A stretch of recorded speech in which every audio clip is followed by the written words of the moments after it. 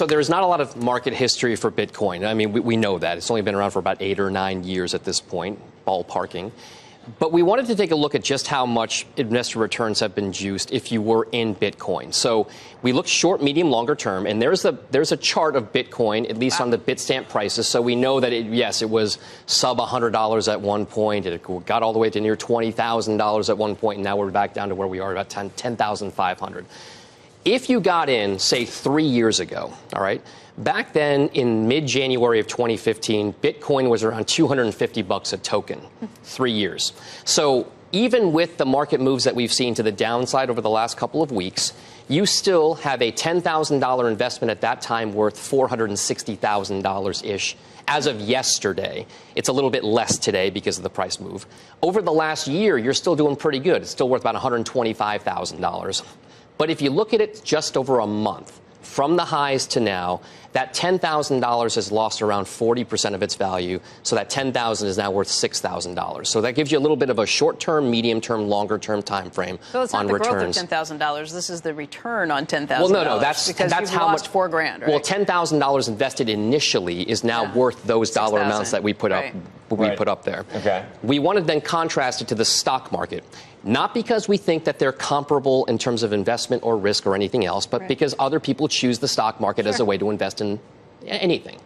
Over 3 years, if you bought the S&P 500 SPDR ETF, undividend adjusted, just price appreciation, that $10,000 is worth $13,700. That's pretty good. But that's compared to $450,000. But it is. But still, I mean, we're in a mode in the stock market where a 30% return is a good thing, right? I mean, that's what we know. Over the last year, you're still up $12,200. That's what it's grown to.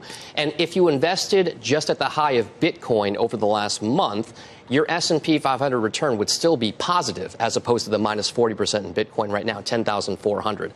The reason why we want to show those is because we just want to put like the context behind the moves that we've seen.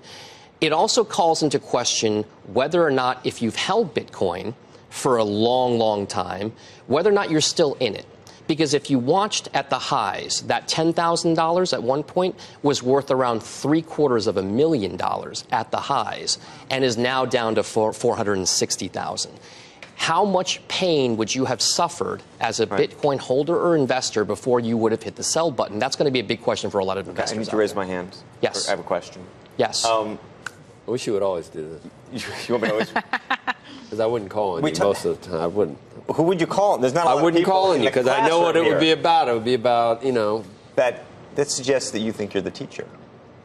Interesting. Oh, I do. So yeah, separate. I just have a very poor pupil.